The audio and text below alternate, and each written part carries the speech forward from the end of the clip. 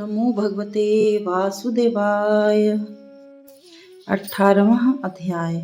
जन्मेजय ने कहा, ब्राह्मण, उपसर्ग योग तथा जो ध्यान करने योग्य पद हैं, किस प्रकार योग साधन करने से मनुष्य को फिर शरीर धारण करना नहीं पड़ता, इसे विस्तार से कहिए।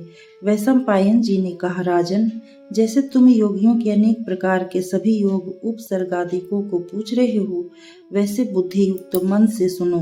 पांचों ज्ञानेंद्रियों में निवास करने वाले पांचों प्रसिद्ध गुणों का त्याग कर योग युक्त मन से ब्रह्मदर्शी योगी जब ब्रह्मा को देखता हुआ एवं ब्रह्मा की चिंतना करता हुआ सनातन ब्रह्म यज्ञ को करने लगता है, तो उसके ऐसा करने पर वैराग्य निषेधक रूप वाले निरोधक उपसर्ग प्रतिबंधक खड़े हो जाते हैं। भारत, तब योगी पंचेंद्रिय समूह के विषय को, नौ द्वारों के विषय को एवं काम, क्रोध और लोभ के विषय को अपने ज्ञान बुद्धि से बांधकर मूर्धन्य भौं और नासिका के मध्य में ब्रह्मा नेत्र के तेज से ध्यान करने लगता है।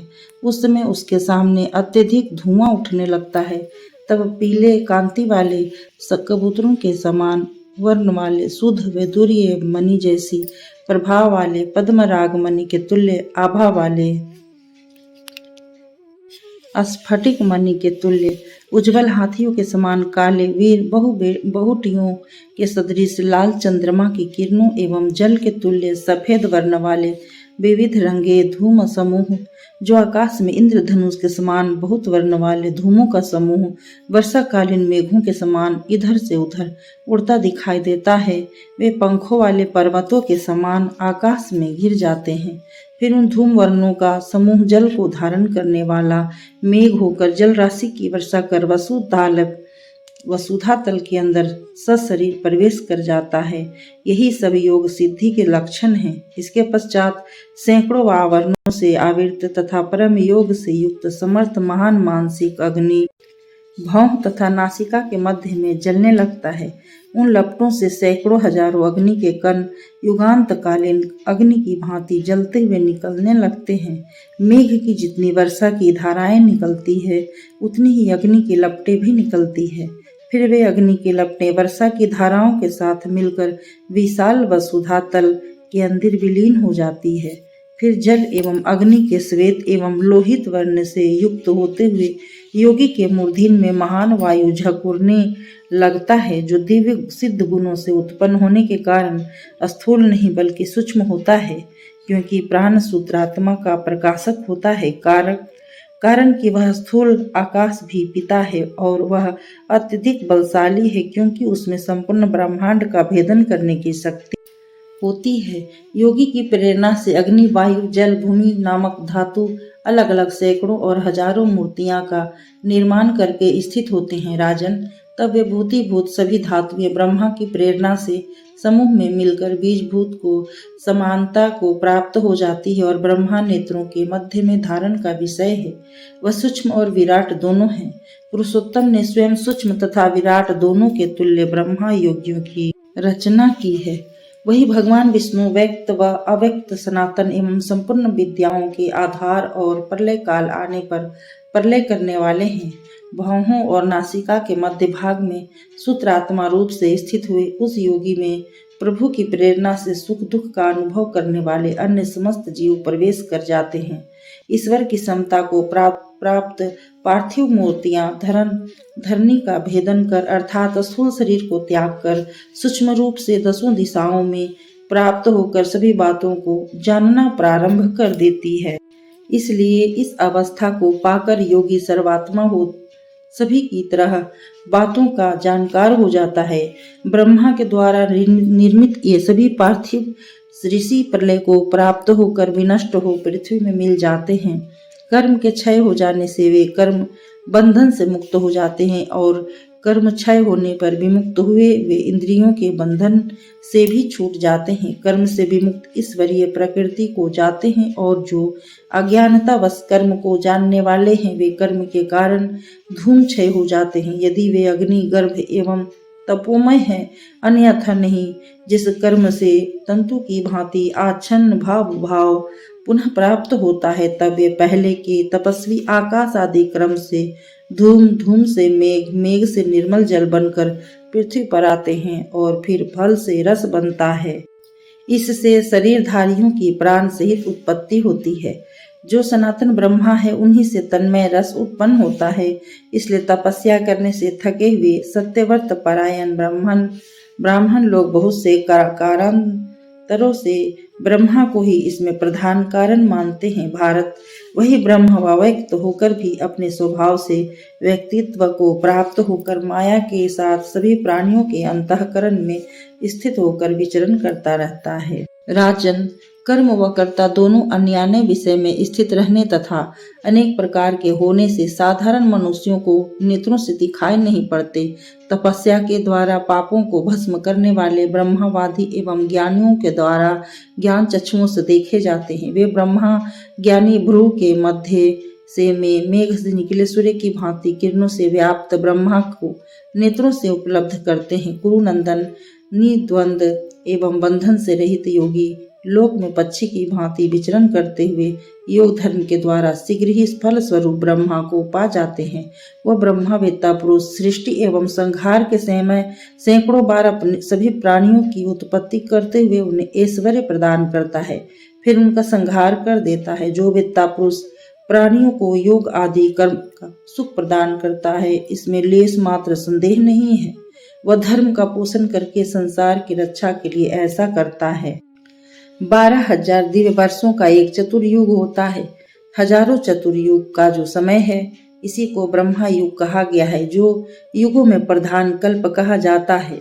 एक सहस्त्र के अंत में ब्रह्मा जी के दिन की समाप्ति होती है, जिसमें कल्प का अंश होता है, और दूसरे सहस्त्र युग के अंत में उनकी रात्रि का अवसान होता है, जो कल्प का अंत करने वाला है। संहार काल में संपूर्ण लोगों का फल स्वरूप सूक्ष्म निर्विकार और अचेतन हो जाता है। कारणभूत सत्वादी गुणों से बना हुआ यह संपूर्ण संसार प्रलय को प्राप्त होने पर सूक्ष्म रूप होकर ब्रह्मा में स्थित हो जाता है। 19वां अध्याय। जन्मेजय ने कहा, ब्राह्मण, दोनों आदि युगों में ब्रह्मा भाव को प्राप्त हुए ब्रह्मा जी की पूर्व में जो कार्य प्रणाली रही है उसका मैं पूर्णतः विस्तार से वर्णन सुनना चाहता हूँ। वैशंपायन जी ने कहा, जन्मेजय, आप अपने दिव्य ज्ञान द्वारा जो कुछ पूछ रहे हैं वह सब मैं आपको बता रहा हूँ, आप इसे श्रवण करें। राजन, योगात्मा भगवान ऐश्वर्य को प्राप्त हो ब्रह्मा रूप से अपने को प्रकट करने के पश्चात प्राणियों की अधिक संख्या में रचना करते हैं। भारत, वे ब्रह्माचल भाव से ब्रह्मासन पर ब्रह्मा रूप में स्थित हो रज से सहसा विक्षिप्त हो प्राणियों का बाहुल्य करते हैं। वे ब्रह्मा मोक्ष के प्रतिबंधक विषय में सृष्टि द्वारा ज्ञान में मनोरथ करने पर रक्तवर्ण के हो जाते हैं, जिससे हजारों मनोरथ उत्पन्न होकर भी विलीन हो जाते हैं। वे सदा योग के द्वारा वेदात्मक ब्रह्मा यज्ञ किया करते हैं, जिससे ब्रह्मा का विशाल ज्ञान व ऐश्वर्य बढ़ता है। इसके बाद ब्रह्मभूत ब्रह्मा के द्वारा प्राणियों के हित की इच्छा से प्रथम ऐश्वर्य उत्पन्न होता है। उस समय ब्रह्मभूत योग करने वाले ब्रह्मा योगी की हृदय में निर्विकार कर्म के द्वारा आकाश स्वरूप ऐश्वर्य उपस्थित होता है। फिर अंतरिक्ष अविनाशी निर्मल ब्रह्मा को प्राप्त हो जाता है। सभी प्राणियों, मनुष्यों, ब्रह्मवादियों तथा ऐश्वर्य प्राप्त योगियों की आत्मा का संसार वेद के जानकार वेद रूपी नेत्रों से जानते हैं। ब्रह्मवादी योगी से आकाशभूत ऐश्वर्य का संयोग हो जाता है, तब वह आने वाले प्राप्त बहुसंख्यक विकारों द्वारा वायुभूत पर्वतमान ऐश्वर्य को उत्पन्न करते हैं। तब इन प्राप्त विकारों के निरोध के द्वारा वह ब्रह्मज्ञानी ध्रुव ऐश्वर्य को प्राप्त हो सिद्ध हो जाते हैं, और वह अपने शरीर से निकल निरालंब होकर आकाश मार्ग से अदृश्य होने लगते हैं। गमन करने तथा मानसिक क्रिया द्वारा निरालंबों के शरीर को धारण करने लगते हैं। ऐश्वर्य भूतात्मा योगी आकाश में विचरण करता हुआ उस इंद्र के समान नेत्रों वाले लोगों को भी नहीं दिखाई पड़ता है। ऐसे योगी को ब्रह्मवादियों में श्रेष्ठ साधु लोग देखते हैं, जो कि मन से ओंकार पद का अध्ययन करते हैं तथा सभी कर्मों से पृथक हैं। जो ब्राह्मण साधु मन के द्वारा ओंकार का चिंतन करते हैं, ऐसे ही ब्राह्मण शिरोमणि समस्त कर्मों के बंधन से स्वतः मुक्त हो योगी का दर्शन कर पाते हैं। राजन, ओम यह शब्द महानाद प्राचीन तथा ब्रह्मा से उत्पन्न है। वायु के द्वारा यह अक्षर को प्राप्त होता है, ऐसा ब्राह्मण लोग कहते हैं। यह रूप रहित ओम धातुओं के साथ संगत हो रूप से युक्त हो जाता है और प्राणियों के अंतःकरण में विचरता इच्छा अनुसार काम करता और संपूर्ण इंद्रियों को अपने वश में रखता है। पूर्व काल में इस प्रणव का शास्त्र और आचार्य से ज्ञान प्राप्त, इसके निरंतर चिंतन पूर्वक वेदात्मक योग की भावना करते हुए मनीषी पुरुषों ने अपने हृदय के द्वारा सबको व्याप्त कर लिया था। भारत ब्रह्मावादी पुनर्जन्म ग्रहण करने के लिए संसार में आना नहीं चाहते, अपितु ज्ञान की प्राप्ति के लिए ये ही यहाँ जन्म पाने की इच्छा करते हैं। वे द्विज 3 प्रकार के माल्य एवं प्रत्येक प्रकार के भावों के उपहारों द्वारा सत्य पराक्रम से युक्त परमात्मा विष्णु को पूजते हैं। नृप वेद को ही मुख्य प्रमाण मानते हुए उन ब्रह्मावेता योगियों ने वचन किया। वेदोक्त वचनों के अनुसार ब्रह्मावेता योगी भी ब्रह्मा ही हैं। ब्रह्मावेता महायज्ञ ब्रह्मावादी तथा पवित्र ब्राह्मणों के द्वारा धातुओं से मुक्त होते समय कर्म निर्मुक्त महात्मा विष्णु देखे जाते हैं। वही परम ब्रह्मा तथा परम अद्भुत वैष्णव तेज है। वह रसात्मक ऐश्वर्य विकारों के नष्ट होने पर दिखाई पड़ते हैं। वे भयंकर रूप वाले विकार युक्त महात्माओं को पहले बड़ा व्यथित करते हैं। वे विकार से अत्यंत जल में डुबोकर भयभीत कर डालते हैं, तब वह क्षुब्ध एवं अचेत हो जाता है। बहुत सी लहरें उसे आच्छादित कर लेती है, उनमें से कुछ भी शीतल होती है और कुछ गर्म। इस प्रकार वह पूर्णतः विकारग्रस्त हो जाता है। वह सागर में पड़कर दग्ध होने लगता है, फिर भी उसमें डूबता नहीं है, किंतु कभी कभी महानदी के जल में डूब जाता है। कभी वह जल में कष्ट पाता है, कभी जल में कष्ट नहीं पाता है। तब उसे बलात् उठाकर शीतल जल में फेंक दिया जाता है। तब वह आसन एवं आच्छादन से वंचित होकर सहसा चेतना रहित हो जाता है। फिर भी कभी गड्ढे में गिरकर जल से भीग जाता है। उससे माथे पर चारों ओर से जल के बहुत से श्वेत प्रवाह गिरने लगते हैं। वह ऊपर ज्योति का दर्शन करता है और जल से भरे हुए आती गंभीर सफेद और पीले रंग के बादल जो बिजलियों से उद्भासित होते रहते हैं, उसे पग पग पर कष्ट पहुंचाने लगते हैं। इन विकारों के प्रकार होने एवं सब प्रकार से इनका निरोध हो जाने पर अटल ध्रुव ऐश्वर्य को पाकर वह सिद्ध हो जाता है। वह ऐश्वर्य रसात्मक हो, जिह्वा के अग्रभाग से निकलकर मेघत्व को प्राप्त हो, अनेकों प्रकार का हो जाता है। फिर योग प्राप्त कर लेने के कारण योग से संसिद्ध वह प्रभु सभी प्राणियों की पुष्टि के लिए विविध भोगों की रचना करता है। ब्रह्मा कारण अर्थात मोक्ष रूपी साधन योग में उसको स्थिर आत्मा के समक्ष विघ्न उत्पन्न करने वाले तेज का रूप धारण करने पर ऐश्वर्य विकारों के साथ बढ़ने लगते हैं।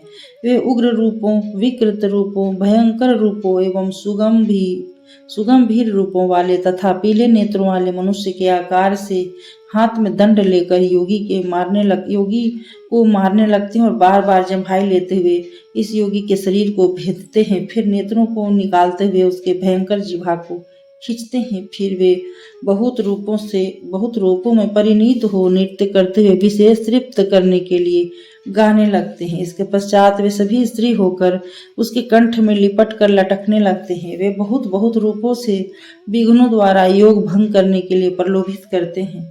पुनः वे मधुर नामों से बोलने लगते हैं तथा भय रहित हो प्रसन्नता की इच्छा से एक ही बार सभी योगी के चरणों में मस्तक रखकर गिर जाते हैं। योग के बीच विघ्न उपस्थित करते हुए बहुत प्रकार की बातें करते तथा नाचते हैं। ऐसा करके वे योगी पर विजयी पा ही लेते हैं। इन विकारों के प्राप्त होने पर और इन सभी का पूर्ण रूप से निरोध हो जाने पर अटल ऐश्वर्य को प्राप्त कर वह ब्रह्मावेता योगी पूर्ण रूपेण सिद्ध हो जाता है। फिर अग्नि की लपटों व सूर्य की किरणों के सदृश उसे तेजमय रूप की प्राप्ति होती है।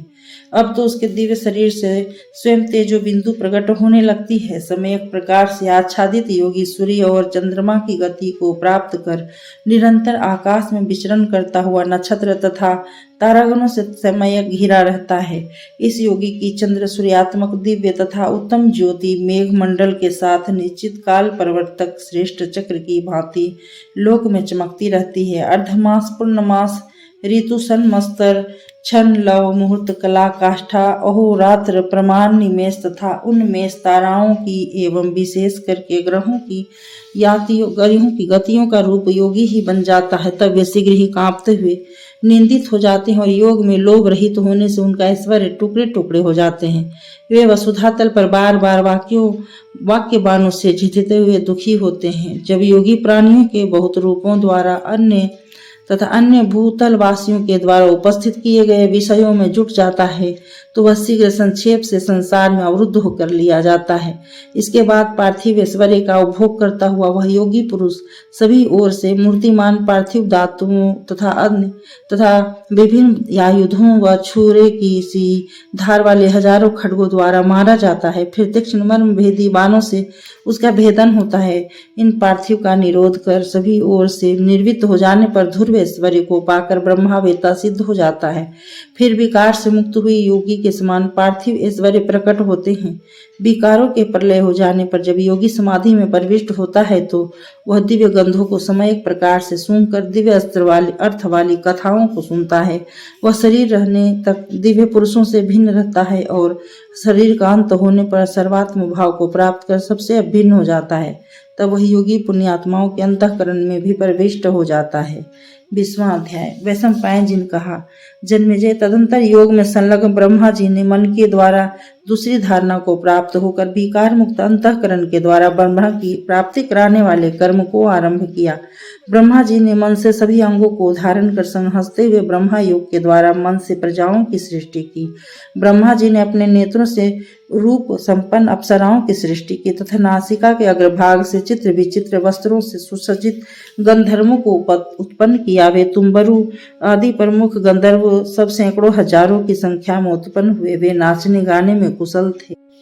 योग के ज्ञाता ब्रह्मा जी ने सुंदर नेत्रों, दिव्य केशांतों, सुंदर भौं एवं मनोहर मुख वाली 100 दल वाले सुंदर कमल से शोभित स्वच्छ तथा सेवन करने योग्य पवित्र ब्रह्माम्हे वेदवाणी को मूर्ति मता लक्ष्मी की भांति मन से रचा। राजन, सभी प्राणधारियों में श्रेष्ठ भूतात्मा ब्रह्मा ने चित्त से समयक प्रकार उच्चारण कर वेद की ऋचाओं की रचना की। चक्षु रूप वाली अप्सराओं को रचा तथा नासिका के अग्र से सुंदर वस्त्र वाले और सुंदर गीत वाले गंधर्वों को रचा।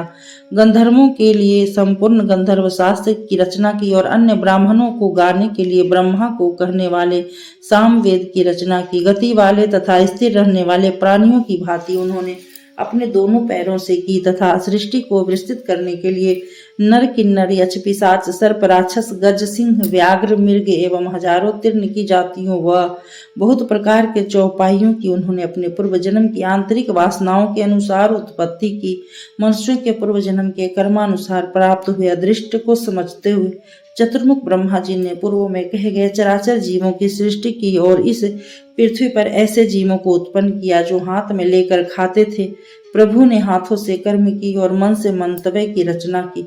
प्राणियों के सुख की इच्छा करते हुए ब्रह्मा जी ने प्राण आदि रूप से उनके लिए प्राणन आदि विविध कार्य की रचना की और पांचों इंद्रियों के निरोध द्वारा परमानंद में प्रभु का साक्षात्कार करके उनका सामीप्य प्राप्त किया।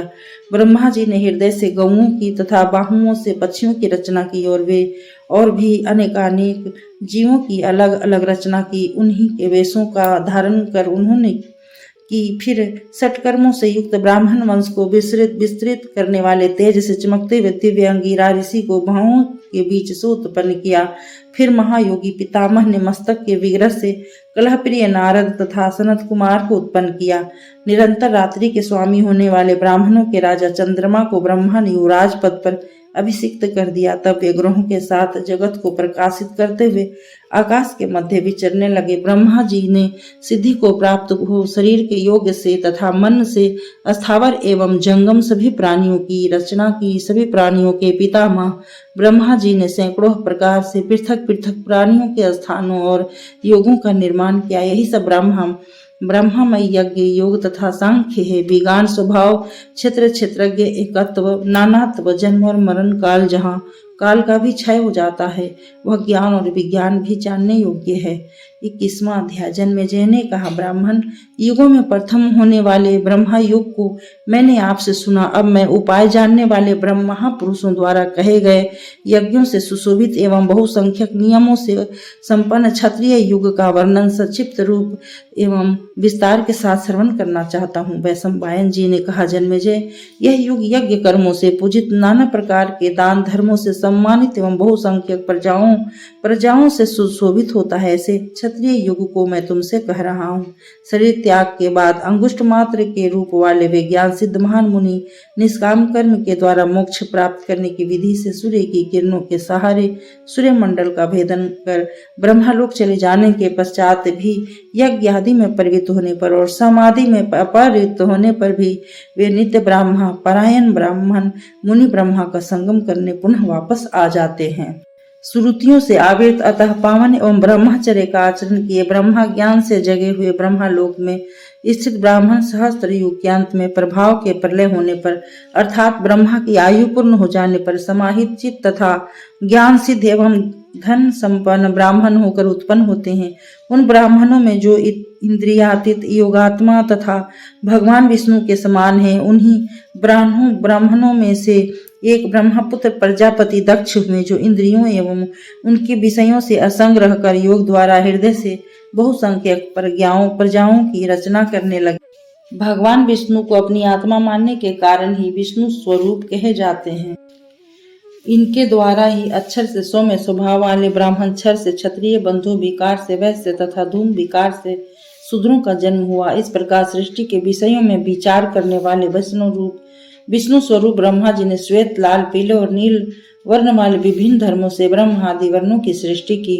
इसके बाद प्रजा 4 प्रकार के वर्णों में ब्राह्मण, क्षत्रिय, वैश्य तथा शूद्र के रूप में विभक्त हो गई। वे प्रजाएं एक तरह के चिन्ह से पृथक पृथक धर्म से 2 पैरों वाली यातना से युक्त सभी कर्मों में गति का ज्ञान रखने वाली परम अद्भुत हुई। राजन, 3 वर्णों की क्रियाएं वेदोक्त कही गई है, अतः ब्राह्मण ब्रह्मा है। ऐसा मानने से भगवान विष्णु में भक्ति उत्पन्न होती है और उस वैष्णव कर्म से भगवान की कृपा का लाभ होता है।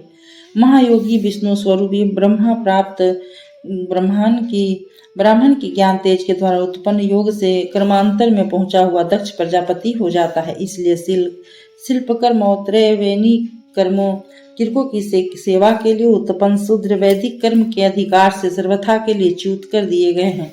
इसलिए वे उपनयन आदि संस्कारों की योग्य नहीं है। यही कारण है कि शूद्रों का उपनयन संस्कार वेद एवं धर्मशास्त्र में करने का निर्देश नहीं दिया है। जब उनका उपनयन संस्कार ही नहीं हो सकता, तब उन्हें वेद के अध्ययन का अधिकार कैसे प्राप्त हो सकता है। वेद के द्वारा ही ब्रह्मा तेज की उत्पत्ति होती और शूद्रों में ब्रह्मा तेज नहीं रहता। वैसे अग्नि के मंथन करने पर अग्नि निकलता है और उस अग्नि से धूम का समूह प्रकट होता है और वह उड़ता भी रहता है, परंतु उस धूम का प्रयोग यज्ञ कर्म में कदापि नहीं होता है। वैसे ही जन्म से पूर्ण रूपेण तमोमय होने से पृथ्वी पर विचरते हुए शूद्र असंस्कृत होने से वैदिक धर्म कर्म के लिए उपयुक्त नहीं होते हैं। इसके बाद दक्ष के और भी बहुत से पुत्र जो वेद के स्थानभूत ब्राह्मण थे, वे बलवान, महोत्साही, पराक्रमी और तेजस्वी थे। पिता दक्ष ने दक्षिणा यज्ञ कर्म करने वाले उन महात्मा पुत्रों से कहा, पुत्रों, मैं तुम्हारे मुख से पृथ्वी का अंतः श्रवण करना चाहता हूँ, क्योंकि मैं बलवान हूँ, इसलिए सुनने में पूर्ण रूपेण समर्थ हूँ। इसको सुनने के बाद मैं प्रजाओं से अधिक बल का विधान करूंगा। क्षेत्र की विपुलता से प्रजाएं भी विपुल होंगी। माया का सार जानने की इच्छा वाले प्रजापति के पुत्रों को धात्री देवी ने नेत्र ज्ञान के प्रमाण से अपना रूप नहीं दिखाया। तदंतर जब सतयुग आया, तब भगवान विष्णु से प्रेरित हो वह धात्री संपूर्ण प्रकार के ज्ञान को जन्म देने वाली हुई। उसी के द्वारा संपूर्ण प्राणियों का जन्म हुआ। उसी ने अंडजो एवं स्वदजो को भी पैदा किया तथा उसी में कर्म रूपी फल का भोग करने वाले प्राणियों के शरीरों को लघु, सूक्ष्म और विशाल रूप प्रदत्त किया। 22वां अध्याय। जन्मेजय ने कहा, ब्राह्मणोत्तम, मैं अब त्रेता में साधु पुरुषों के सभी आचरण को श्रवण करना चाहता हूँ, जिससे श्रवण कर मैं संपूर्ण विद्याओं के परम लक्ष्य विनाशी ब्रह्मा को जान सकूं। वैशंपायन जी ने कहा, जन्मेजय, खिन्न होकर पुरुषोत्तम योगेश्वर दक्ष ने पर्वत के शिखर पर स्त्री भाव का अवलंबन कर योग से अपनी आत्मा को पति तथा पत्नी 2 भागों में विभक्त कर दिया। पत्नी सुंदर जानुओं वाली तथा पुष्ट जघन स्थल वाली, शुभ्रू एवं कमल के समान मुख वाली थी। उसके नेत्र लाल थे, वह देखने में बड़ी प्रिय और सभी प्राणियों के मन को हरण करने वाली थी। भगवान प्राचेतस दक्ष ने उस पत्नी में आधे शरीर के पति संयोग से कमल के समान मुख वाली कन्याओं को उत्पन्न किया। इसके बाद स्त्री का रूप त्याग कर पुनः पुरुष रूप से दक्ष सभी प्राणियों के देखने में सुंदर ऋषि बन गए। भारत, उन कन्याओं का भगवान दक्ष ने ब्राह्मणों के साथ ब्रह्मा विधि से विवाह कर दिया। 10 कन्याएं धर्म को, 13 कन्या कश्यप को तथा 27 कन्याएं चंद्रमा को पत्नी बनाने के लिए दान कर दी। दक्ष उन कन्याओं को देकर ब्रह्मा क्षेत्र में जा धन को एकत्र कर मुनि के रूप में हो ब्रह्मा देवताओं के द्वारा आधारित पुण्य कर्म करने लगे। राजन, फिर वे तप करते हुए मृगों के साथ वसुंधरा पर भ्रमण करने लगे। वे तृण, फल और मूल से ही अपने शरीर का पोषण करते थे। उनके तप की दिनों दिन वृद्धि हो रही थी। उनकी तपस्या से हिरण अति प्रसन्न थे। यज्ञ में दीक्षित हो पुण्य कर्म करने वाले एवं तपस्या द्वारा अपने पापों को जला देने वाले दक्ष के उस अहिंसा प्रधान तप को देखकर सभी देवता आनंदित रहते थे। योगी को अपने हृदय पर विजय प्राप्त करने के लिए जो साधन करना पड़ता है, उसका अवसर आने पर काल गति के धर्मज्ञ दक्ष को कर्म यज्ञ जनित सिद्धि समीप ही दिखाई देने लगी, क्योंकि उस सिद्धि का सूचक लक्षण स्वयं प्रकट हो रहा था, जो दूसरों को दान व एवं मान देने में प्रमुख है, जिनका उद्वेग सर्वदा के लिए शांत हो गया है, जो आमिष आदि भोगों का पूर्णतः परित्याग कर चुके हैं, जो श्रेष्ठ पुत्रों के पिता हैं। ऐसे गृहस्थ द्विज अपनी पत्नी के साथ उस वन में जाकर हिरणों के साथ वृद्धावस्था को प्राप्त होते थे। वेदाध्ययन द्वारा समय प्रकार से सिद्ध हुए ब्राह्मण वहां सबके उत्पादक प्रथम पद परब्रह्मा परमात्मा में प्रतिष्ठित होते थे। ब्रह्मा जी भी स्वयं उस स्थान में निवास कर चुके थे, इसलिए यहाँ प्रयाग को ही ब्रह्म क्षेत्र कहते हैं। जो कर्मों के बंधन से मुक्त हो गए हैं, जिन्होंने क्रोध पर विजय प्राप्त कर ली है और इंद्रियों को अपने वशीभूत कर लिया है, वे परिग्रह शून्य मार्ग पर चलने वाले और पृथ्वी पर विचरण करने वाले सन्यासी ब्राह्मण इस क्षेत्र को प्रयाग कहते हैं। जो प्रजा हृदयाकाश में स्थित सर्व स्वरूप ब्रह्मा में आरूढ़ थी, ब्रह्मा में भ्रमण करने के कारण वह ब्रह्मचारिणी कही जाती थी और मानसी संकल्प में स्थित होने से वह मानसी कही जाती थी। यही वह प्रारब्ध से दुर्लभ होकर अव्यक्त अवस्था से व्यक्त अवस्था को प्राप्त हुई है। जन्मेजय, स्थावर, जंगम, सूक्ष्म तथा स्थूल प्रजाएं काल के ही योग से होती हैं अथवा नहीं भी होती है। काल के धर्म से ये सभी प्रजाएं दक्ष की कन्याओं में अविनाशी कश्यप जी के संयोग से हुई थी। आदित्य, वसु, रुद्र, विश्व देवे, मरुदगण, अनेक सिर वाले नाग, साध्य, सर्प, गंधर्व, किन्नर, यक्ष, सुपर्ण, गरुड़, सुंदर वस्त्रधारी किन्नर, अनेक अनेक पशुगणों के साथ गौवें, मनुष्य, चराचर प्राणी, पर्वत, हाथी, सिंह, व्याघ्र, पंखधारी घोड़े, गैंडे, बैल एवं मृग, 4 दांतों वाले तथा कमल जैसे गजराज, संपूर्ण लक्षणों से युक्त एवं इच्छा अनुसार रूप धारण करने वाले अन्य अन्य प्राणी, इन सब की उत्पत्ति महर्षि कश्यप और उनकी पत्नी दक्ष कन्याओं के द्वारा ही हुई है। यह भारतवर्ष धर्म की सनातन जन्म देने वाली भूमि है। इस पर जो मुनि उत्पन्न हुए हैं, वे पूर्व कल्प के ऋषि मुनियों के रूप शरीर, शील और पराक्रम से पूर्णतः संपन्न हुए। जिस धार्मिक क्षेत्र में वेद कथित सभी देवता उत्पन्न हुए तथा स्वर्ग लोक में प्रतिष्ठित हुए, राजन, जो दूसरे गृहस्थ तपस्या से सिद्धि को प्राप्त करते हैं या जो ब्रह्मचारी गुरु की सेवा करके ब्रह्मचर्य व्रत का पालन करते हुए सिद्धि को प्राप्त करते हैं, जिन्होंने सिद्धि के लिए योग मार्ग को अंगीकार किया था, ऐसे द्विज सत्कर्म के लिए अधिक क्लेश सहन करके जीविकोपार्जन करते हैं।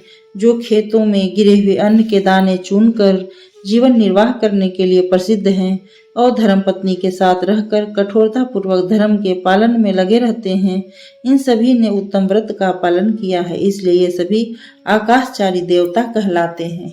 23वां अध्याय।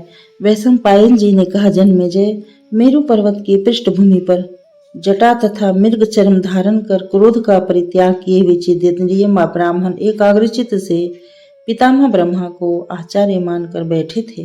वह पर्वत सभी पर्वतों में श्रेष्ठ एवं अविनाशी था। वह बहुत प्रकार के वृक्षों से ढका हुआ था एवं उसकी शिलाएं बहुत धातुओं से रंजित थी तथा उसकी पृष्ठभूमि समतल एवं तीर्ण और कंटकों से रहित थी।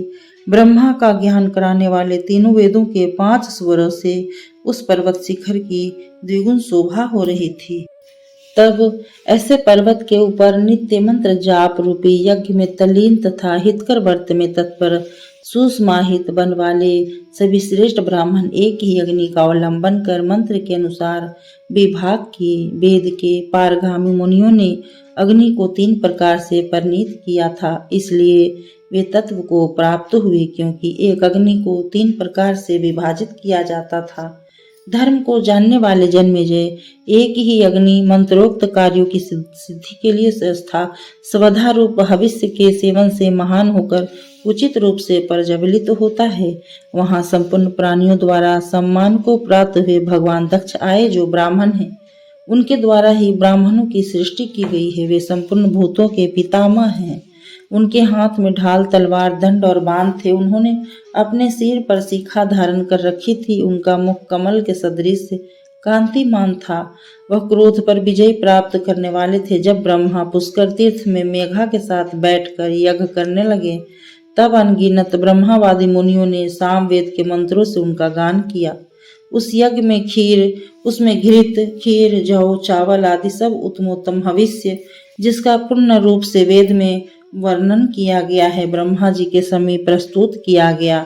समी के गर्भ से निकली आग्नेय अग्नि का मंथन कर ब्रह्मा जी ने उस यज्ञ में एक दूसरे ही अग्नि को प्रकट किया।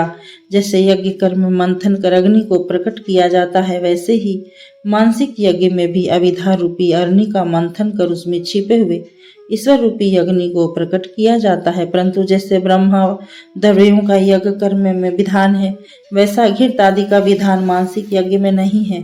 हवन के द्वारा किए गए कर्म से जो सर्ग आदि रूप फल प्राप्त होता है, वह विभागानुसार ऊंच नीच स्थान पर परक बड़े तथा छोटे कर्मों के अनुसार होता है। और योग यज्ञ में जो हवियां विहित है और उनके द्वारा जो फल होता है, उससे अनिमादि ऐश्वर्य का प्रयोग ब्रह्मवादी प्रयोग्य मुनियों ने किया है।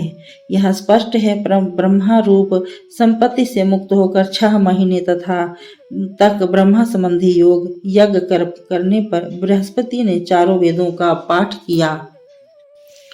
वे उपनिषद एवं कर्मकांड के द्वारा अत्यधिक रमणीय व शिक्षा के अक्षरों से युक्त दिव्य वेदवाणी का सभी और प्रवचन करते थे। जन्मेजय ब्राह्मण के द्वारा मंत्रों के पाठ तथा वेदों के प्रवचन से यह विशाल यज्ञ मंडल निसंदेह दूसरे ब्रह्मलोक की भांति प्रतीत हो रहा था। ब्रह्मा जी के मुखारविंद से प्रकट हुआ वह यज्ञ अप्रामाणिकता की आशंका से रहित था। वेद के मंत्रों का प्रयोग उचित रूप से हो रहा था। उस यज्ञ में समिधाएं, सोमरस रखने के लिए बड़े बड़े कलश, ससुरुक सुरुहा, अग्नि मंथन के पात्र एवं सभी यज्ञ पात्र रखे हुए थे। बड़े बड़े पात्रों में जौ, घृत, व्रीहि और जल भरा हुआ था। इससे उस यज्ञ की अद्वितीय शोभा हो रही थी। परमात्मा को स्वर्ण, चांदी एवं रत्नों को समर्पित किया जा गया था। दुधारू गौओं को दूध के लिए उनके छोटे छोटे बछड़ों के साथ वहां लाया गया था, जिससे उस यज्ञ की दिव्य शोभा हो रही थी। भारत वेद मंत्रों के उच्चारण से दक्षिणा रूपी व्यय से उस यज्ञ की अद्वितीय शोभा हो रही थी। राजन, उस समय ब्रह्मा जी मरुदगणों के साथ स्वयं अग्नि में आहुति देने लगे। उस यज्ञ में मंडप सदस्यों से पूर्ण रूप से भरा हुआ था। वहां सभी लोग मधुर वाणी बोल रहे थे। उस महायज्ञ के वेदांग के उत्तम विद्वान और सूर्य एवं चंद्र के तुल्य तेजस्वी ब्राह्मण देवताओं के सदृश शोभा पा रहे थे। यज्ञशाला ब्रह्मलोक की भांति मालूम पड़ रही थी। ऐसा मालूम होता था समस्त देवता यज्ञ मंडप में आ गए हैं। ब्रह्मा का ज्ञान, ब्रह्मा का महान यश तेज युक्त ब्राह्मणों एवं यज्ञ मंडप में प्रज्वलित होने वाली त्रिविध अग्नियों से ब्रह्मलोक के तुल्य प्रकाशित हो रहा था। उस यज्ञ में मुनि लोग सामवेद के मंत्रों का गान और यजुर्वेद के मंत्रों का पाठ कर रहे थे। जन्मेजय, उस विशाल यज्ञ में समस्त धर्मज्ञों में श्रेष्ठ एवं ब्रह्मा पुत्र अंगिरा के आत्मज पुरातन ऋषि बृहस्पति होता बने थे और वे ही ब्रह्मा के पद पर भी आसीन थे। यज्ञ के अंत में भगवान हरि की पूजा करके यजमान ब्रह्मा तपस्या से पुष्ट हुए। अदिति के पिछले गर्भ में अवतीर्ण हुए परम पद विष्णु है, जहाँ से हजारों इंद्रादि पद प्रकट होते हैं और होते भी रहेंगे, क्योंकि विष्णु पद अवंदय है। राजन, सभी दोष पूर्व संस्कार के बल से मन को आच्छादित कर लेते हैं, किंतु मुनिगण उनमें कभी आसक्त नहीं होते। वे उसे अज्ञान का घोतक मानते हैं। राजन, यदि मुनि शब्द के तत्वार्थ से अर्थात तत्वमसि वाक्य के उपदेश से ब्रह्मवादी मन को पकड़ना चाहते हैं तो वह मन विद्या लक्षण के संयोग से विषयों द्वारा घेरा नहीं जाता है। वेद विद्या के व्रत में कथित नियमों का पालन रूप कर्म सज्जनों का सर्वलोक कहा जाता है। भारत, जहाँ की हव्य से पुष्ट देवता क्षय को नहीं प्राप्त होते हैं और अपने कर्मों के उदित होने पर यजमान विषाद रहित हो अपनी पत्नी के साथ हर्षित होता है। सभी प्राणियों पर दया करने के लिए निर्मल अंतरात्मा से समर्थ ब्रह्मा ने यज्ञ के अंत में वह श्रेष्ठ पर्वत ब्राह्मणों को दे दिया। उस पर्वत को पाकर परस्पर विवाद करने वाले ब्राह्मण उसे विभाजित करने को उद्यत हो गए, परंतु सभी उद्यमों के द्वारा भी उसके अंगों का विभाजन न कर सके। इसके बाद वे ब्राह्मणगण वसुधा तल पर बैठ गए। नृप श्रम से अभिहत हो वे खिन्न बदन हो गए। सुंदर स्थल वाला वह प्रधान पर्वत सिर से नम्र हो मधुर वाणी द्वारा उन श्रेष्ठ ब्राह्मणों से कहने लगा, आप लोग परस्पर विरोधी बनकर इसका विभाजन दिव्य सैकड़ों वर्षों में भी बलपूर्वक नहीं कर पाएंगे। अब आप सभी विरोध से रहित हो एक हो जाएंगे तो एक ही बार में इसका विभाजन कर लेंगे। ब्रह्मा सत्तमो राग और द्वेष से बल खंडित हो जाता है और राग द्वेष से रहित होने पर निरंतर ब्रह्मा में आस्था बढ़ती है। जब मैं इस पर्वत की गुफा में शयन करने वाले बहुसंख्यक हिंसक जंतुओं जैसे बाघ, सिंह और सर्प आदि से प्रेरित होकर आप लोगों को इस पर्वत के भेदन में लगाऊंगा, तब आप लोग इसका भेदन करने में समर्थ हो सकेंगे। उस समय स्वर्ग से भिन्न इसकी सैकड़ों शिलाएं बिखर जाएंगी, शिखरों के साथ बिखरती हुई धातुएं भी छिन्न भिन्न हो जाएंगी और बीवरों में रहने वाले नाग भी पृथ्वी पर गिरने लगेंगे।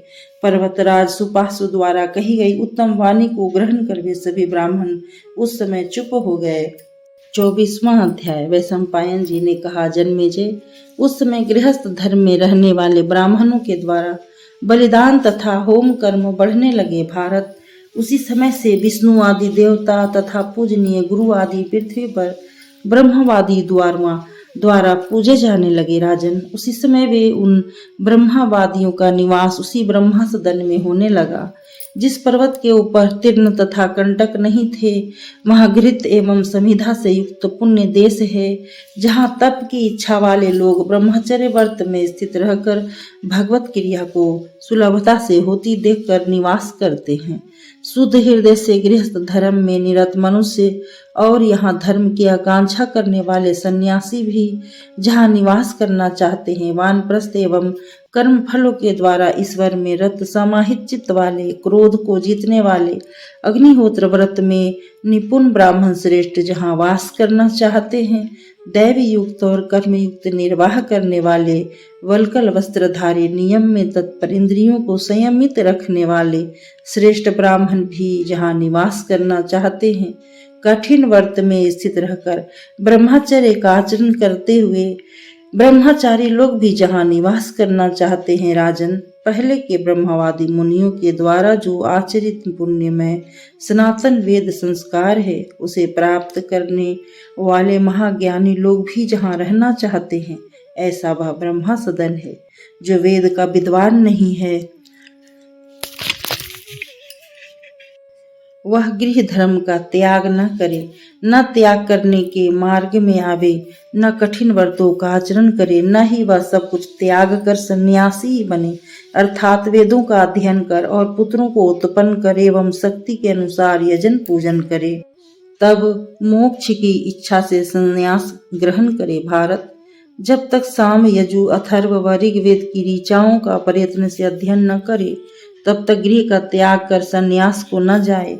जो मनुष्य पुत्र वाले नहीं है, अर्थात जिन्होंने गृहस्थाश्रम में प्रवेश नहीं किया है, वे वेदांत का श्रवण कर संन्यास के फल को प्राप्त करेंगे। जो ब्राह्मण तप से थके हुए हैं, वे गुरु की सेवा से ज्ञान प्राप्त करेंगे। राजन, जिस ब्राह्मण ने वेद को न सुना न ग्रहण किया, ऐसे ब्राह्मण से धार्मिक राजा शूद्र की भांति इच्छानुसार कार्यों को करावे। पक्षांतर में जो जन्मना ब्राह्मण होकर वेद का आदर नहीं करता, उसमें ब्राह्मणत्व नहीं रहता। इसलिए ब्रह्मचारी और गृहस्थ दोनों को वेदाध्ययन अथवा श्रवण में पहले ही से सावधान मन रहना चाहिए। प्राणियों में श्रेष्ठता संपन्न ब्राह्मण अपनी आत्मा से विद्या ऐश्वर्य की इच्छा करता हुआ सभी इंद्रिय कर्मों का आरंभ वेदों के अनुसार करे। 25वां अध्याय। वैशंपायन जी ने कहा, जन्मेजय, चंद्र और आदित्य को आगे करके आए हुए नागों, गौओं एवं ब्राह्मणों ने ब्रह्मा संपत्ति के द्वारा देवताओं एवं ब्राह्मणों का विधिवत पूजन व अर्चन किया। राजन, वे नारद आदि देवर्षि गंधर्व ऋषि ब्रह्मा के पूजन कर्म से पितामह ब्रह्मा का भी यज्ञ में निरंतर पूजन करते थे। भारत, यज्ञ में पंचेंद्रियों को निश्चल तथा एकाग्र करने वाले तथा संपूर्ण प्राणियों का हित तथा प्रिय करने वाले ब्राह्मणों के वचनों को स्तूयमान होकर ब्रह्मा जी ने कहा, धन्य भाग जो इस प्रकार आप लोगों की यज्ञ में प्रवृत्ति हुई। इस प्रकार कहकर चतुर्मुख ब्रह्मा कश्यप जी से कहने लगे, आप भी अपने पुत्रों के साथ वसुधा तल में यज्ञ करिए। उस समय यक्ष और सभी देवता परस्पर विरोधी गुणों द्वारा प्रेरित होकर यह कहने लगे, पहले हम यज्ञ करेंगे, पहले हम यज्ञ करेंगे। इस तरह एक दूसरे के प्रति क्रोध में भरकर वे बल के घमंड से अत्यधिक उन्मत्त हो गए। दैत्य व देवता एक दूसरे पर विजय की इच्छा से अपनी भुजाओं को उठाकर युद्ध के लिए आगे बढ़ने लगे। तपस्या द्वारा जिनके पाप जल गए थे, उन ऋषियों को और वेदांग परागामी विद्वान एवं अन्य अनेकों ब्राह्मणों के मना करने पर भी वे गौशाला में परस्पर भिड़ने वाले सांडों की भांति एक दूसरे से युद्ध करने लगे। मंद मंद उनके युद्ध ने गति पकड़ ली। वे सब के सब युद्ध की ज्वाला को से आक्रांत हो एक दूसरे का वध करने के लिए तत्पर हो गए। सभी प्राणियों के देखते देखते वे मृत्यु के मुख में जाने। तदंतर महान शब्द से परम गर्जना कर वे महाबली क्रुद्ध हो पक्ष सहित पर्वतों की भांति बाहुओं के युद्ध से आकाश को सूंघने लगे। पैरों से आक्रांत पृथ्वी उनके युद्ध की तेजी से वैसे ही डगमगाने लगी जैसे कि महाजल में पुरुषों के पैरों से आक्रांत नौका डगमगाती है। गरजते हुए गजों की भांति पर्वत फटने लगे। उस समय वायु से झकोरी गई नदियां क्षुभित हो गई। जन्मेजय, उसके बाद ही भगवान विष्णु और मधु दानव का युगांतकारी युद्ध होने लगा, जो समस्त प्राणियों के लिए अति भयंकर था। भगवान विष्णु ने उसके संपूर्ण बल तथा पौरुष को मथ डाला। जिस प्रकार जलती हुई आग जल से शांत हो जाती है, वैसे ही उन उपकारी भगवान विष्णु ने मधु के बल एवं पराक्रम को शांत कर दिया। 26वां अध्याय। वैशंपायन जी ने कहा, जन्मेजय, अति पराक्रमी तथा बलवान मधु दैत्य ने पासों से इंद्र को पर्वत के अंदर बांध रखा था। भारत, वह लक्षणों का ज्ञाता था, किंतु उसकी बुद्धि भ्रष्ट हो गई थी। अतः भविष्य में उसने इंद्र के ऐश्वर्य की इच्छा करके ही कांटेदार मजबूत लोहे की अभेद जंजीरों से उन्हें बांध दिया था। सभी दैत्यगणों के बीच युद्ध कुशल तथा अग्रगामी काल के वश में आया हुआ मधु दानव भगवान विष्णु को ही भयंकर युद्ध के लिए ललकारने लगा। कश्यप के पुत्र दो भागों में बट गए। हाथ में गदा लेकर देवताओं के साथ युद्ध करने के लिए वे असुर दौड़े। गाने और बजाने में कुशल गंधर्व किन्नर चारों ओर गाने बजाने और हंसने लगे। रागों के जानकार गंधर्व किन्नर स्वभाव से ही मधुर बजाने वाली वीणा को सुंदर राग से बजाकर युद्ध करते हुए मधु के मन को विचलित कर रहे थे। पद्म योनि चतुर्मुख ब्रह्मा जी की आज्ञा से मधु का बल कम करने के लिए वे गंधर्व इस प्रकार का विकार प्रकट कर रहे थे। वहां होने वाले गंधर्व गान के उस मधुर शब्द में मधु का मन आसक्त हो गया। दानव और असुर भी प्रत्यक्ष मोह को प्राप्त होने लगे। इस प्रकार मधु के मन को विषयों में लगाकर योग नेत्र से देखते हुए भगवान विष्णु मंदराचल पर्वत पर वैसे ही छिप जाने का विचार करने लगे जैसे कि काष्ठों में अग्नि गुड़ रूप से छिपा रहता है। कुछ उद्विग्न मन वाले तथा कुछ पीड़ित मन वाले ऋषि पितामह को आगे कर क्षण भर में अंतर्हित हो गए। इसके पश्चात उस मधु दानव ने क्रुद्ध हो अपनी भुजा से भगवान विष्णु की गर्दन पर मारा, परंतु वे हरि एक पग भी पीछे न हटे, बल्कि आगे बढ़कर उन्होंने अपने मुष्टिक से दैत्य की छाती पर मारा और शीघ्र ही रुधिर उगलता हुआ जानुओं के बल पृथ्वी पर गिर पड़ा। तब अत्यंत पराक्रमी युद्ध विशारद भगवान विष्णु ने अभी इससे बाहु युद्ध करना बाकी है। ऐसा सोचकर उस गिरे हुए दैत्य को नहीं मारा। रोष से व्याकुल मधु अपने नेत्रों से उनको भस्म करता हुआ सा इंद्रधनुष की भांति महितल से उठ खड़ा हुआ। तत्पश्चात वे दोनों ही कठोर वचनों से गरजने लगे और वध की इच्छा से परस्पर बाहु युद्ध करने लगे। वे दोनों ही बाहुबली तथा युद्ध विशारद थे और दोनों ही तप से पूर्ण एवं सत्य पराक्रमी थे। वे दृढ़ प्रहार करने वाले आपस में एक दूसरे को खींचने लगे। वे शैलेंद्र के समान पाषाण की भांति कठोर भुजाओं से युद्ध करते हुए आपस में खींचा खींची कर वसुधा तल पर झुकते हुए हाथियों की भांति दांतों और नखों के अग्रभाग से परस्पर प्रहार करते हुए युद्ध स्थल पर विचरने लगे। उनके घावों से बहुत सा रुधिर वैसे ही चू रहा था जैसे ग्रीष्म काल के अंत होने पर पर्वतों से पिघला हुआ स्वर्ण चूता है। चूते हुए रुधिरों से लथपथ एक ही समान रंगे हुए अपने पदाग्नों को उठा उठा कर पृथ्वी को विदीर्ण करने लगे।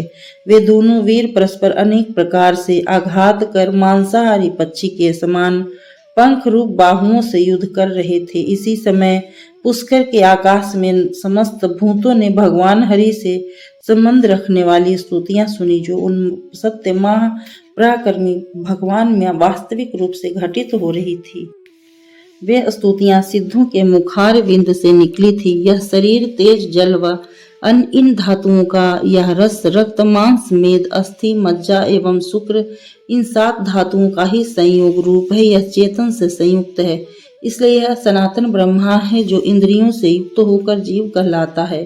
सबकी कामनाओं को पूर्ण करने वाले, सबको अपने वश में रखने वाले परमात्मा तीनों लोकों में भूतों को उनके स्वास्तिक स्वरूप का बोध कराकर स्वयं दिव्य रूप धारण करके उन अनेक रूप वाले लोकों में विचरण करते हैं। योगात्मा ईश्वर है। भगवान वेद में रूप से ब्राह्मणों का आश्रय लेकर रहते हैं। युद्ध में क्षत्रियों के रूप में, दान में वैश्यों के रूप में और ब्राह्मण क्षत्रिय और वैसे इन त्रय वैनिक की सेवा के रूप में वे शूद्रों का आश्रय लेकर रहते हैं। संसार में उनसे अलग कुछ नहीं है। वे ही गौ हैं, वे ही यज्ञ हैं, वे ही मन वाक और प्राण हैं। भगवान विष्णु पितरों सहित तीनों लोकों की रक्षा करते हैं। वे ही सागर हैं, वही सनातन दिव्य शाश्वत एवं वेदों के आविर्भाव स्थान है। अग्नि और आयु भी सभी प्रकार से आपके ही तेज का आदान ग्रहण करते हैं, इसलिए वे आदित्य कहलाते हैं। आप अपने स्वरूप को छिपाकर सूर्य चंद्र एवं वसुओं से उत्पन्न हुए ऋषियों के साथ पूर्णिमा एवं अमावस्या को मानव लोक में विचरण करते हैं। आप सकल कर्म करने वाले, यजमानों की सुख समृद्धि को बढ़ाने वाले, स्वर्ग आदि के साधना भूत जो कर्म है उनमें विकृत न हो पाए, इसलिए आप मानव लोक में विचरण करते हैं। आप ही चंद्रमा, वनस्पतियों में, औषधियों और वसुधा में निवास करते हैं। प्रत्येक शुक्ल पक्ष में आपका नवीन जन्म होता है। राजन, इस संसार में भूत और भविष्य प्राणियों की पुष्टि के लिए जो कुछ भी धन संचित किया जाता है वह सब भगवान विष्णु ही स्वरूप है। जितने भी सनातन धर्म संबंधी कर्म इस भूतल पर है उन सभी में आपका निवास है और परलोक में भी आप विविध रूपों में प्रकट होते हैं, क्योंकि एकमात्र आप पुराण पुरुष ही विराट रूप में प्रकट होते हैं। आप अविनाशी, अप्रमेय और नाना प्रकार की लीलाओं को करने वाले हैं। आप ही वायु हैं, प्रलय में रुद्र रूप से तथा पोषण काल में पालक विष्णु रूप से आप ही स्थित हैं। दिशाएं, वर्णाश्रम, धर्म की मर्यादाएं, नेत्र आदि सब में आप विराजमान हैं। इस प्रकार स्तुति किए जाने पर उन हरि ने अश्वशीर वाले बड़े भारी शरीर का स्मरण किया। उन्होंने सर्वदेवमय तथा देवमय शरीर को धारण कर दिखाया, जिनके सिर के मध्य महादेव तथा हृदय में ब्रह्मा स्थित थे। उनके केश सूर्य के किरणों के समान थे, नेत्र चंद्रमा और सूर्य थे, जांघों में वसुगण तथा साध्यगण और संधियों में देवता स्थित थे। उनका जीवा में अग्नि एवं सरस्वती थी, मरुदगण और वरुण उनके जानु भाग में स्थित थे। इस प्रकार उन हैवगिरि ने क्रोधपूर्वक उस असुर को दबाया, जिससे वह उस मधु का मेदा बाहर निकल आया। उस समय मधु के मेद रूपी जल से आच्छादित हुई वह सारी पृथ्वी इस प्रकार दिखाई देने लगी मानो कि श्वेत रंग की साड़ी पहने हुए कोई हष्ट पुष्ट युवती शोभित हो रही हो। राजन, उस मेद के कारण ही पृथ्वी को मेदिनी नाम प्राप्त हुआ। अतः प्राचीन काल से ही हजारों असुरों के द्वारा यह नाम भूतल पर प्रतिष्ठित एवं प्रचारित हो गया। 27वां अध्याय। वैशंपायन जी ने कहा, जन्मेजय, मधु दैत्य का पतन देखकर सभी प्राणी पुष्कर में अत्यंत प्रसन्न हो नाचने और गाने लगे।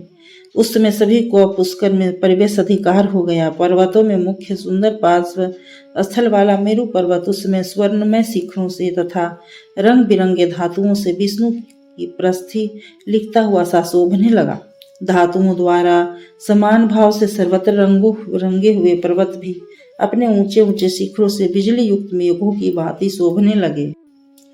अन्य पर्वतों के पक्ष से उठी हुई धूल अंजन के समान काले पत्थरों के चूर्णों के साथ और बालुओं के साथ पर्वत शिखरों को आच्छादित करते हुए महामेघों की घटा के सदृश मालूम पड़ रही थी। मेघा छत्र शिखर वाले तथा पक्षों के द्वारा तितर बितर हुए वृक्षों वाले और स्वर्ण की खानों की अधिकता वाले पर्वत आकाश में ठहरने के समान दिखाई देने लगे।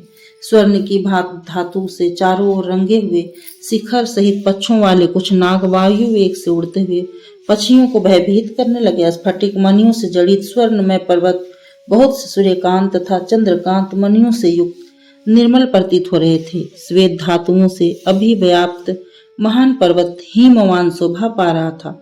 सूर्य की किरणों के प्रकाश में उसके स्वर्णमय शिखराग्रों से एक विचित्र चमक निकल रही थी। पक्षों के बीच से विनिश्रित मणियों के प्रकाश से ताम्र रंग के पुष्पों से अपने तेज से चमकते हुए शिखरों से और अभित स्फटिक मणियों से जटिल होने से ब्रज गर्भ उग्र शिखर मंदराचल अवलंब से रहित हो स्वर्ग के समान शोभा पा रहा था। शिलाओं और धातुओं से विभूषित हजारों शिखरों वाला कैलाश पर्वत लता रूपी तोरणों से, पक्षियों से, घोंसलों से, फूले हुए वृक्षों से, बजाते हुए गंधर्वों और गाते हुए किन्नरों से तथा देवकन्याओं के अंग के रंगों से क्रीड़ा पर्वत की भांति शोभा पा रहा था। मधुर वाद्य और गीतों से, अभिनय नृत्यों से और अंगहार सहित श्रृंगारों से कैलाश पर्वत मदन की भांति आचरण कर रहा था। सूर्य से प्रकाशमान नील अंजल के समान क्षेत्र के समान शिखरों से विंध्य पर्वत जल बरसाने वाला नीले और काले मेघों के समान पृथक पृथक ज्ञात हो रहा था। ये उत्तम शिखरों से मेरु पर्वत के समान विशाल विष्ट पर प्राणियों की पुष्टि के लिए विमल जल के झरने निकालने लगे। उनके शिखर बहुत प्रकाश की शिलाओं और बहुत रूप वाली धातुओं से युक्त थे। उनके गुफाओं के द्वार से बहता हुआ जल स्फटिक मणि के समान श्वेत प्रभाव वाला था। वर्षा काल में वायु द्वारा गंभीर बनाए गए बिजली सहित मेघों के समान परत असत वृक्षगण चित्र विचित्र पुष्पों से विभूषित हो शोभ रहे थे। चित्र विचित्र पक्षियों से व्याप्त विश्राश्रित लताएं स्वर्ण के बने अनेक प्रकार के भूषणों से विभूषित हाथियों की भांति शोभा पा रही थी। पुष्प के सहित लटकती हुई लताएं वायु के वेग से नृत्य कर रही थी। बसंत के दिन में पवन के महान वेग से झकोरी गई लताएं जलाशय के किनारे से टक्कर खाकर जल वर्षा की भांति पुष्प समूह की वर्षा कर रही थी। शाखा और स्कंदों को प्राकट करने वाले बलवान और बड़े बड़े वृक्षों से वसुधा अनेक प्रकार के वर्णों को धारण कर रही थी।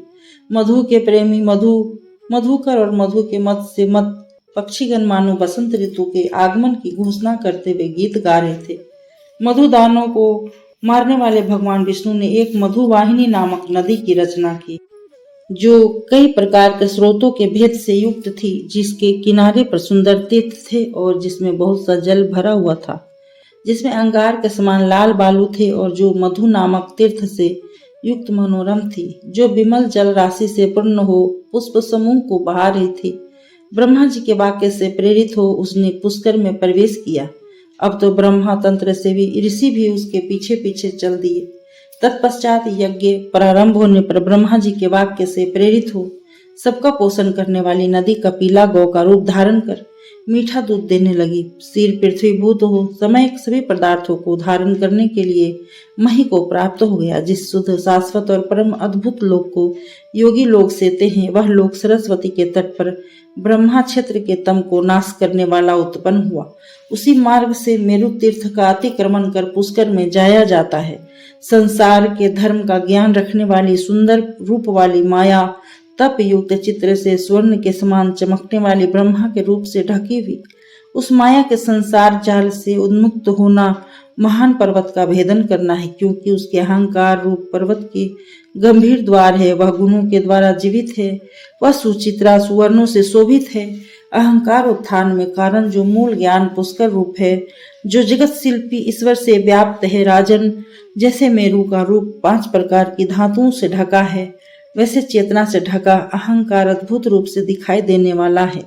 धर्म शरीर की मैं ही अपने मन से रचना करता हूँ, मैं ही लोक में बहुत प्रकार के रूपों को रचता हूँ तथा पार्थिवी चेतना का भी निर्माण करता हूँ। मैं 5 प्रकार की धातु लक्षण अर्थात पृथ्वी व्याधि इंद्रियों से तीनों लोकों को रचता हूँ और जानता भी हूँ। 6वें धर्म का आचरण करने वाली मानसिक वृत्ति को भी रचना करता हूँ। जो समृद्धिशाली पुरुष समृद्धियों का संग प्राप्त होने पर भाव और मोह से उन्हें देखते हैं तथा सब प्रकार की आसक्तियों से विमुख हो विषय संग्रह करने वाले मन बुद्धि इंद्रिय एवं प्राणों को अपने अधिकार में रखते हैं, वास्तव में वे ही तत्व ज्ञान के अधिकारी हैं। प्रायः सभी लोग पंच भौतिक शरीर में बंध कर नाना प्रकार के फलों की चर्चा करने वाले वेदवाणी से प्रेरित हो सकाम कर्मों में लगे रहते हैं।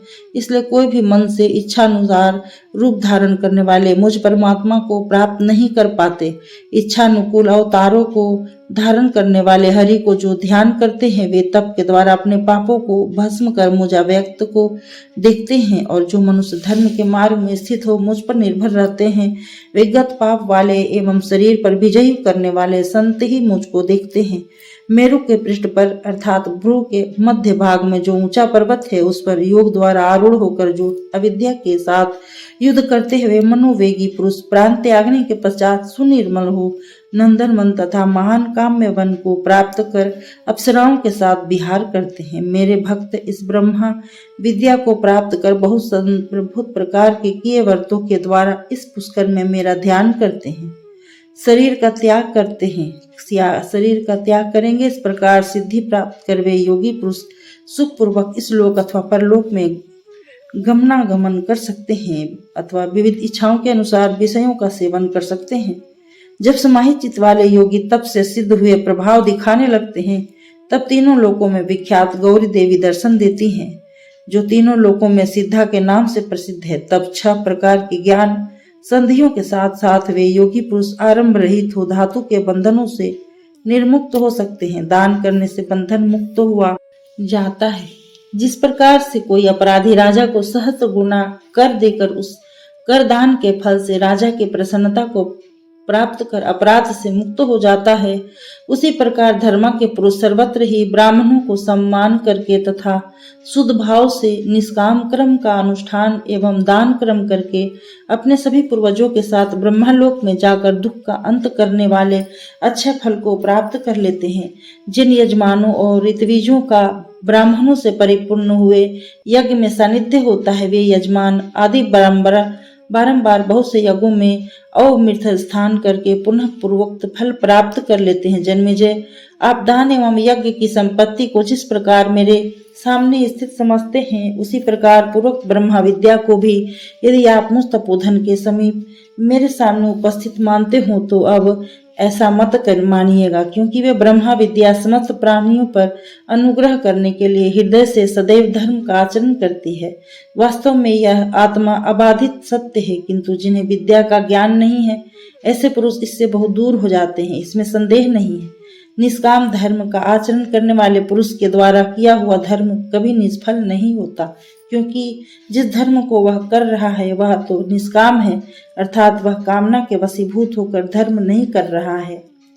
ओम नमो भगवते वासुदेवाय।